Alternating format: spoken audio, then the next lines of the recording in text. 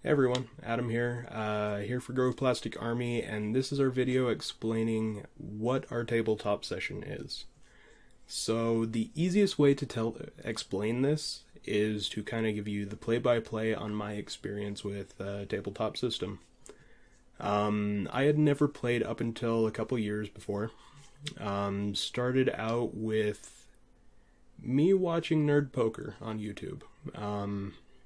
Brian Posehn is a comedian I really like, and starting watching him play D&D and go through all the things, started really enjoying the idea of the whole situation.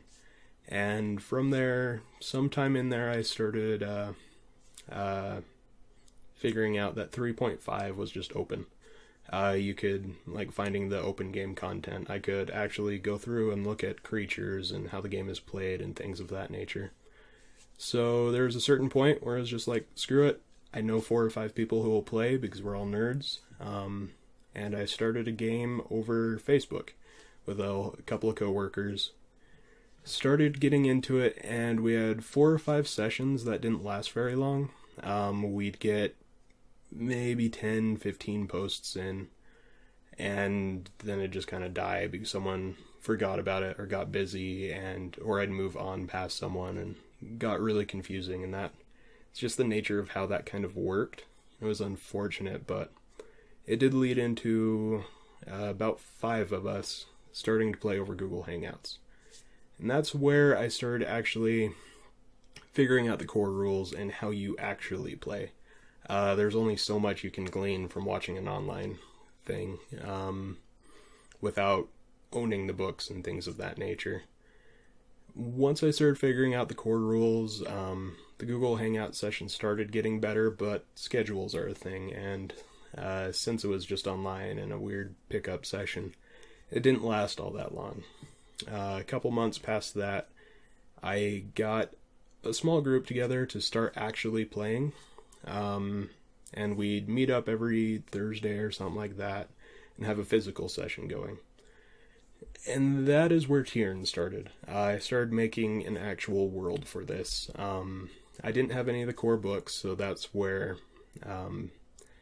I've never been a good DM, and I will never claim to be a good DM. And that's where it really showed, that first little bit. But that's also where I started watching Critical Role and watching the actual narrative you can push through this medium, and started really enjoying it. I've always really wanted to be a writer, and actually think I have good ideas. I'm not a good writer, but I've got ideas out there for sure. So I started realizing how you play and how you can work in a story, and started looking at different editions, and right about that time is when Nate joined in, and that's what forced my hand. Nate's a great guy. He had played a lot of D&D beforehand, and since my experience was I have played over Facebook, and I was the DM, so it was the worst possible situation. And looking through the different editions, me and Nate would have some interesting back and forths on, I'm not quite sure what I'm doing. He knew what I was doing, he knew what I was trying to do, but the actual rules did not fit with what I wanted. So there was that. But Nate joining did help me actually push through and learn how the systems work and figure out the differences between each of them, and I started integrating them together in our session. Things like, I loved the idea of advantage and disadvantage, but 3.5 didn't have that. But I didn't like in 5th edition that there's a lot of non-rules, like things that don't have actual rules or restrictions or anything of that nature. So I started picking and choosing. After that, that's when all of a sudden I took a term for the obsessive, I'd say. Changing little rules led into me changing a lot of rules, and as I was world building, I'd find reasons for why this is like this instead of how D&D has it. This kind of grew into a new type of system because I was modifying all the core components, and I started modifying the rules. So, like, there are 4 or 5 classes I consider non-classes, like Ranger and Fighter. Both of those... Ranger, the idea of it, I can definitely see the Lord of the Rings influence, all of that. And Fighter, you need a base melee class, I get it. But to me, you look at them and the only reason they're there is to move into something else. And I hate that idea. Love multi-classing, hate the idea of a class only for that. So that's where things started changing. And I started constantly reworking things like spell lists. And I'm still constantly working on spell lists and tweaking and modifying and remembering things and whatnot. I've also started adding in new creatures, things from different folklores that you don't really see represented in Dungeons & Dragons. Things like kelpies and wild gnomes and things of that nature. Taking a lot from Irish folklore, and I've been working on some African. I've always been a big fan of mythology, and there's a lot of things not represented that I really enjoy and have been adding into the system. Let's see. And with all of that, just throwing all these things into the system, I started realizing that there's a lot of things I like on D&D, but there's a lot that can be adjusted, and there's a couple problems with D&D, and that D&D is a combat-oriented, and I am a narrative-oriented person. I like telling a story, versus D&D, the only way you really get experience is combat.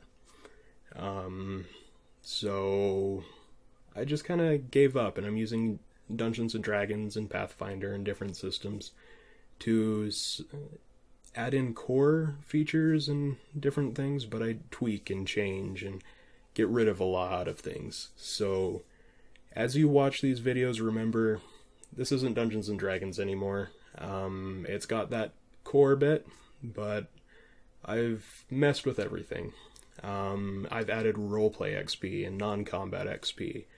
I discourage them from metagaming quite a bit by making things worse if they do it. There's been 2 or 3 occasions I've caught them looking up the stats on Wikipedia or something for the monster they're fighting. So then I change the monster a little bit to have this new attack that does 3 times the amount of damage. Or instead of a ×2 multiplier on its critical hit, it's a ×6. Making things a little scarier if I catch them scanning through their phone type of deal.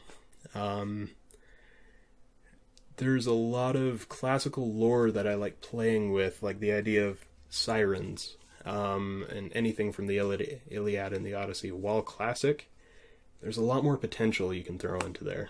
A lot more into a story you can take from those. So generally, the reason we're on a whole new system is I'm compensating for being a bad DM by being a half-good storyteller and letting them live in a living, breathing world. And everything's constantly evolving, so as they advance in their classes, they might find, oh, there's more spells, or there's something specific I can learn from these people over here that isn't in the class whatsoever. Or there's this legendary magic item that isn't a D&D focused thing. I've made it specifically for it fits right here, and it's a legendary item and will help them accomplish their goal. So that's what we're playing now, is just a modified system using all sorts of different sources. If you do have any questions, feel free and ask. In the comments down below, Facebook, Twitter, I'll try and put links down below. There are plenty of things I'm going to keep secret because they are going to come up, and I don't want the players to have any inkling of them. It makes it way funner if they literally fear something the first time they see it. But yeah, that's our current system. I'll drop character sheets and things over different social media and probably on our website later on. But for now, enjoy the videos. Have a good one, everyone, and I'll talk to you later.